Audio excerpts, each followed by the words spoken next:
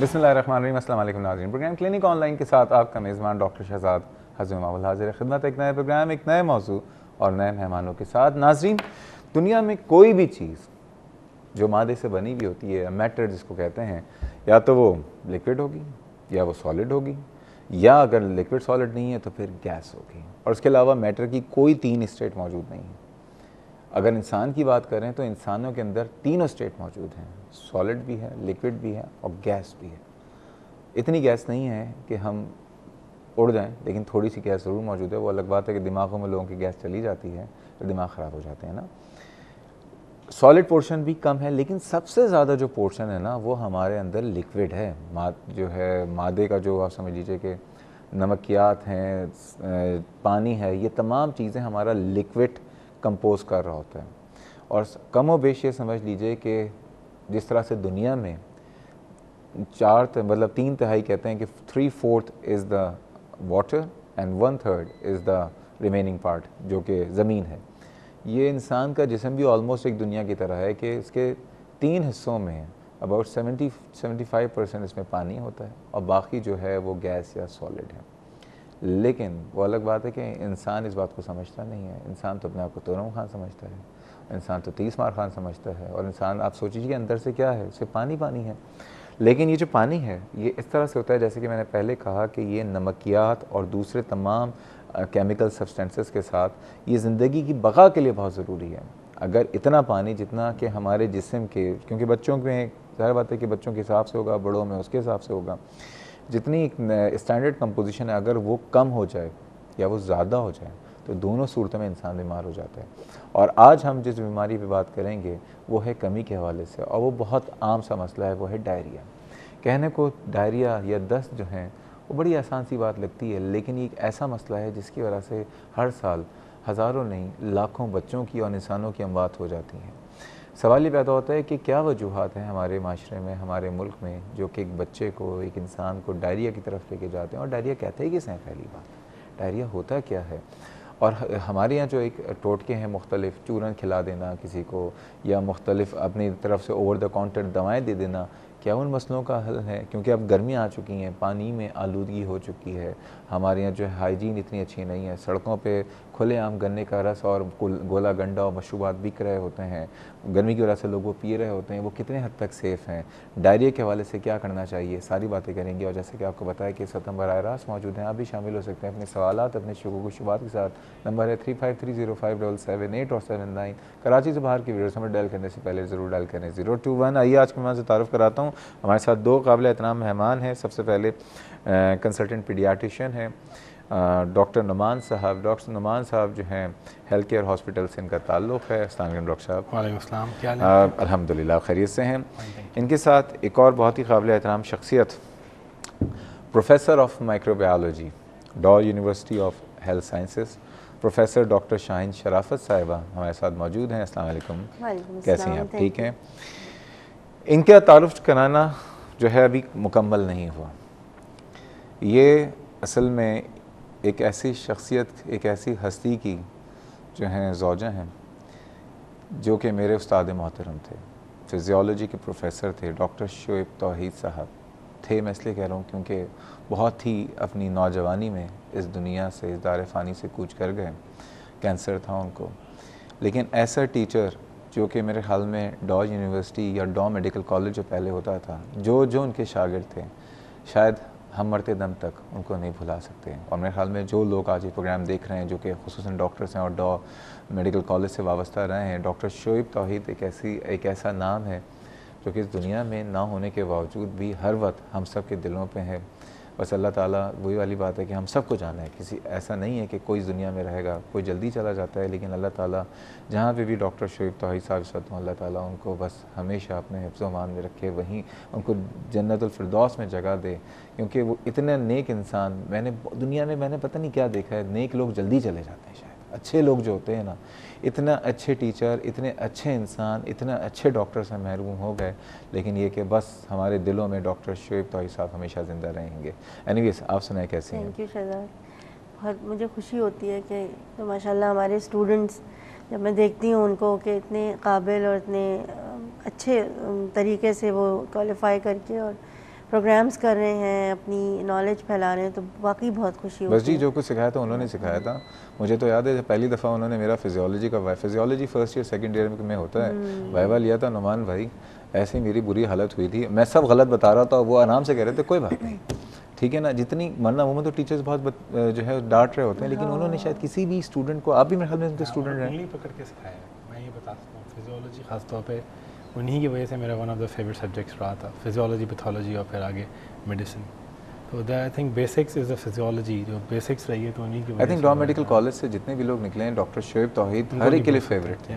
کوئی ایسا اسٹوڈنٹ کبھی بھی نہیں رہا ہو جو کہ, اب تو خیر ماشاء اللہ پوری دنیا میں ڈاکٹر اسٹوڈنٹ موجود ہیں جو کہ ڈاکٹر شعیب توحید جس کے دل میں نہ ہو. اینی ویز شروع کرتے ہیں آج کا پروگرام. میں خیر ڈیڈیکیٹ کروں گا اپنے بہت ہی قابل احترام, بہت ہی چہیتے ٹیچر ڈاکٹر شعیب توحید صاحب کے لیے.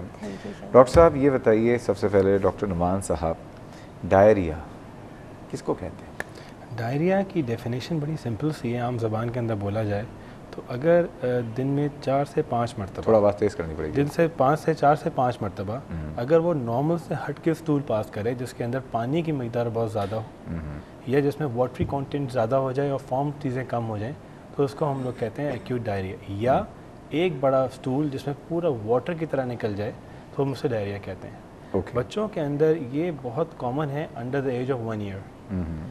عموماً یہ جو کامن جب ہوتے ہیں تو یہ ہوتا ہے رینی سیزنز اور سمر سیزن کے اندر, جیسا ہمارے یہاں آج کل ہے. اچھا آپ نے بچوں کی بات کی نا, میں قطع کلامی معاف, جب بچہ پیدا ہوتا ہے ہم وہاں سے شروع کر دیں نا, کتنے ہو سکتا ہے کتنے لوگ ہیں آج ہی بچوں کی پیدائش ہوئی ہو یا کن کے بچہ بھی 1-2 مہینے کے ہوں. بچہ شروع میں جو ہے وہ اسٹول, کیونکہ وہ صرف فیٹ پہ ہوتا ہے, مدر فیٹ پہ ہوتا ہے, لیکوڈ ہی ہوتی ہے وہ. ایک بچہ دن میں نارملی کتنے اسٹول پاس کرنا چاہیے؟ Normally 5 to 7 stools are normal.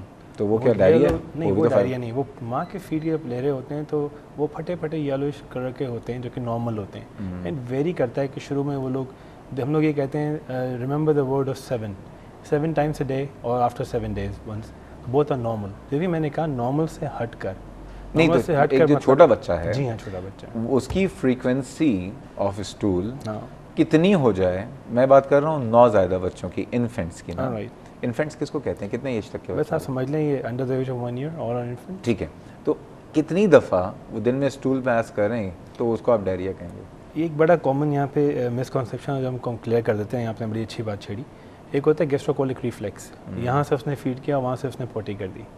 پوٹی جو وہ کرتے ہیں تو وہ تھوڑا سا کرتے ہیں یا تھوڑا زیادہ کرتے ہیں. نارمل کانٹینٹ جو ہوتا ہے 50 to 75 ml ہوتا ہے, ٹھیک ہے. اگر ہم کون ناپے گا ml؟ مقصد سمجھ لیں کہ 2 بڑے چمچے سالن کے آپ بھی لے رہے ہیں. اب آپ نے بڑی نہیں بات, اماں سالن کی چمچ لے کے بچے کے ساتھ, اماؤں کو پتہ ہوتا ہے بیسکلی کہ نارملی واٹری اسٹولس, اب نارمل اسٹولس جب ہوتے ہیں تو وہ تھوڑے فارمڈ ہوتے ہیں, مطلب یہ ہوتا ہے چپکا چپکا یلو. یہ جو ڈائریا ہے یہ بالکل پانی کی طرح ہوتا ہے, مطلب پچکاری کی طرح نکلتا ہے. اور بچہ جو ہے with in span of 1 to 2 hours ایک دم اس کے اندر جو ہے ڈی ہائیڈریشن ہو جاتی ہے, بچہ اریٹیبل ہونا شروع ہو جاتا ہے, جسم کی آنکھیں دسنی شروع ہو جاتی ہیں, تالو بیٹھنا شروع ہو جاتا ہے. بچہ دودھ پی رہا ہے لیکن پھر پی کے فوراً الٹی کر رہا ہوتا ہے. تو اس کے اندر جو کامن چیزیں ہوتی ہیں ہمارے یہاں خاص طور پہ, یہ جو چیزیں ہیں یہ under the age of 1 year بہت کامن ہے.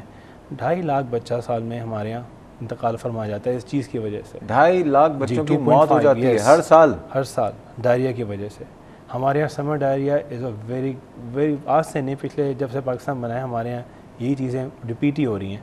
اور جو اس کے اندر ایک اور چیز بھی دیکھی جاتی ہے, دیکھیں ہمارے یہاں ایک تاثر یہ ہے کہ صرف وہی بچے جو بیچارے مطلب under the line of, below the line of poverty ہوتے ہیں, شاید وہی لوگ اس سے متاثر ہوتے ہیں. نہیں, کوئی بھی بچہ دیکھیں یہاں پہ فیکٹرز ہیں بڑے کامن ہیں. ایک تو یہ رکھیں کہ آپ کی کہیں واٹر کنٹامینیشن ہو گئی ہو, فوڈ کنٹامینیشن ہو گئی ہو, ٹھیک ہے. بہت سے بچوں کے اندر جو ہے مکس فیڈنگ, جسے آپ کہتے ہیں باٹل فیڈنگ, ہمارے ہیں باٹل فیڈنگ الون 60% ڈائریا کو ریپرزینٹ کرتا ہے. اچھا ہاں, یہاں پہ ہم لوگ کافی منع کرتے ہیں کہ آپ جو ہے مکس فیڈنگ نہ کریں, کوشش کریں کہ ماں کو دودھ پلائیں. اس میں چائے موجود ہوتی ہے. اچھا جی. تو یہ وہ چیزیں ہیں جو ہمیں دیکھنی پڑتی ہے. سب سے امپورٹنٹ بات جو ہم لوگ سسیپٹیبلٹی کے فیکٹرز میں دیکھ رہے ہوتے ہیں, کنٹامینیشن, دا لیول آف فوڈ جو پرووائڈ کیا جا رہا ہے, واٹر کنٹامینیشن اس کے اندر. چلیں اب اگر آپ نے کنٹامینیشن کی بات کر دی نا, تو یہ آ گیا جراثیم, مائکروبیلس. اور مائکروبیلس میں پروفیسر آف مائکروبیولوجی ہمارے ساتھ موجود ہیں. پہلے تو یہ بتائیے, ہم نے بات شروع کی ہے بچوں سے, اور بچوں پہ زیادہ فوکس کریں گے آج. وہ بچے جو کہ اس دنیا میں آتے ہیں, اب انہوں نے بات کی پانی کی، شروع میں تو وہ پانی پیتے نہیں ہیں، ان کو پانی پلانا چاہیے، بہت سے لوگ پلا بھی دیتے ہیں، بہت سے لوگ پلا بھی دیتے ہیں، لیکن بات ہو رہی ہے کنٹامینیشن کی، یعنی کہ آلودگی، وہ نہ صرف پانی میں ہو سکتی ہے بلکہ ماں کے ہاتھوں میں بھی ہو سکتی ہے۔ اس میں ہم سب سے پہلی چیز جو بتانا چاہتے ہیں لوگوں کو وہ یہ ہے ہینڈ واشنگ۔ ہاتھ صاف کرنے کا صحیح طریقہ جو ہے وہ نہ صرف ماں کو آنا چاہیے بلکہ جو بھی بچے کو ہینڈل کر رہا ہے اس کے لیے بہت ضروری ہے کہ وہ اس چیز کو سیکھ لے، کیونکہ ہم لوگ سمجھتے ہیں کہ مہنگے سے مہنگا صابن لیا اور اس سے ہاتھ صاف کر لیے تو ہاتھ صاف ہو گئے۔ اکثر ناخن اس کا خیال نہیں رکھتی مائیں، ناخنوں کے نیچے میل جمع ہو جاتا ہے، یہ بھی کنٹامینیشن کا ایک بات نہ کریں آپ، عورتیں بڑی سینسیٹیو ہیں ناخن کے معاملے میں، لیکن بچے کی صحت عورتیں سے ویسے زیادہ لمبے ناخن کیوں رکھتی ہیں؟ کیا یہ ڈیفینسو میکینزم ہے میاں کے اگینسٹ؟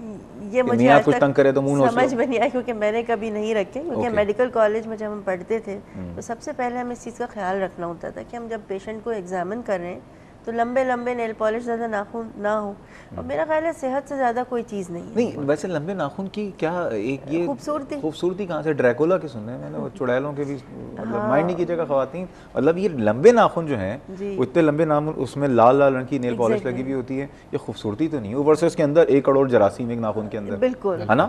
جو نیل بیڈ ہوتا ہے اس میں بہت جراثیم ہوتے ہیں، اور مزید باتیں کرتا ہوں، اسی ناخن کو اتنی آسانی سے تھوڑی جانے دوں گا، ٹھیک ہے؟ آج تو موقع ملا ہے، ناظرین مزید باتیں کریں گے۔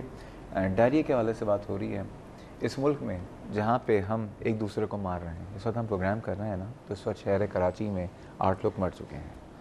اللہ تعالیٰ بس یہ کہ ان کے جو خاندانوں کو بس اللہ تعالیٰ صبر جمیل دے، اب تو ابھی کہہ کے بھی تھک گئے ہیں شاید، لیکن اس دنیا میں جو اصل دشمن انسانوں کا ہے نا وہ جراثیم ہے، جو کہ ہر جگہ موجود ہیں، ہر وقت موجود ہیں، اور ہر سال 2.5 لاکھ تو رپورٹڈ فگر ہیں، پتہ نہیں کتنے لاکھوں بچے ہر سال ہمارے یہاں ڈائریا کی وجہ سے مر جاتے ہیں، جی under the age of 5 years.